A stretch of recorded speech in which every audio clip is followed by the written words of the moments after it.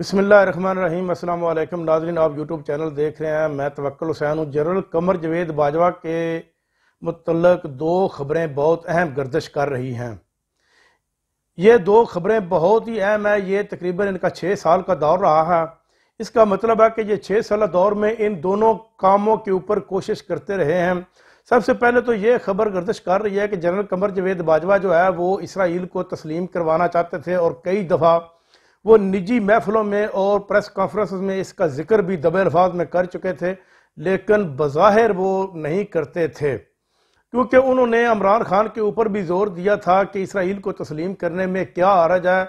ये उनकी कोशिश उस वक्त दम तोड़ गई जब इमरान खान ने एक जलसे में वाज़े तौर पर यह कहा था कि मैं अपने अल्लाह को जाकर क्या मुंह दिखाऊंगा कि मैंने यहूदियों को तस्लीम कर लिया है, उन यहूदियों को जिन्होंने मुसलमानों के मस्जिद के ऊपर किबला अव्वल के ऊपर गाज़बाना कब्जा कर रखा है और मुसलमानों की एक रियासत को यरगमाल बनाकर जिस वक्त जी चाहे उनके ऊपर बमबारी शुरू कर देते हैं और जिस वक्त चाहे उनके इलाकों के ऊपर कब्जा कर लेते हैं। मैं अपने अल्लाह को क्या जवाब दूंगा।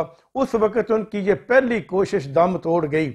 अगर जनरल कमर जवेद बाजवा ने इसराइल को तस्लीम ही करवाना था, ये या उनकी ये कोशिश थी कि इसराइल को तस्लीम किया जाए, तो ये बानमती का कुंबा जो मंगोलियों की हुकूमत पाकिस्तान के ऊपर मुसल्लत करके गए हैं, तो उस वक्त तो जब ये मुसल्लत की गई थी तो उस वक्त तो उनका टर्नओवर बाकी था। उस वक्त तकरीबन 7 के 8 महीने बाकी थे। तो वो इनको कहते हैं कि इसराइल को तस्लीम कर लो, असम्बली में बिल पास कर लो। ये 13 जमातें बिल पास कर लेती है, इनके पास तो अक्सरियत थी क्योंकि असम्बली में भी तो यही थे, अपोजिशन की तो असम्बली में बैठी नहीं थी। तो ये बिल पास करके इसराइल को तस्लीम करवा जाते जाते जाते ये भी काम कर जाते। ये हमारे ऊपर मंगोली जो मुसल्लत करके गए हैं, जिन्होंने पाकिस्तान का बेड़ा गर्क कर दिया, गुर्बत को 80% तक लेकर चले गए हैं, गरीब आदमी की कमर में उन्होंने छुपरा घोंप दिया, वो करके चले गए हैं। तो ये एक काम भी करके जाते। और दूसरी खबर ये है कि वो हिंदुस्तान के साथ सुलह करना चाहते थे। हिंदुस्तान के साथ सुलह करने में किसी पाकिस्तानी को किसी किस्म का कोई इतराज नहीं है। सुलह होनी चाहिए क्योंकि वो हमारा नेबर मुल्क है, वो बहुत बड़ा मुल्क है।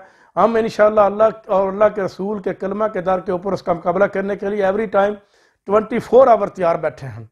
लेकिन सबसे पहले कश्मीर का मसला हल होना चाहिए अक़वाम मुत्तहिदा की करारदादों के मुताबिक, जो शुरू से कायद आज़म भी कहते रहे हैं और जितने लीडरान पाकिस्तान में आए हैं, जितने भी सियासतदान आए हैं, उनका भी यही मौक़िफ़ रहा है कि कश्मीर का मसला जो है वो अक़वाम मुत्तहिदा की करारदादों के मुताबिक हल होना चाहिए और उसके बाद फिर हिंदुस्तान के साथ टेबल टॉक की जाए, बराबरी की सतह पर फिर सुलह का इम्कान पैदा किया जा सकता है। इससे कबल ये सुलह नामुमकिन है और नहीं हो सकती क्योंकि हमने इतना बड़ा, अगर हम फौज के ऊपर इतना बड़ा खर्च करते हैं तो किसके लिए खर्च करते हैं। अगर हिंदुस्तान के साथ हमारी सुलह हो जाती है तो हमको तो दफाई बजट में बहुत ज़्यादा कमी भी कर लेनी चाहिए, तो इससे हमारा कोई मसला ख़राब नहीं होगा। लेकिन ये सारे का सारा दफाई बजट जो हम खर्च करते हैं सिर्फ इसीलिए करते हैं कि जब तक कश्मीर का मसला हल नहीं होगा अक़वाम मुत्तहिदा की करारदादों के मुताबिक, तब तक हिंदुस्तान के साथ हमारा किसी किस्म की सुलह का इम्कान भी नहीं पैदा किया जा सकता। नाज़रीन, आप तक के लिए इतना ही।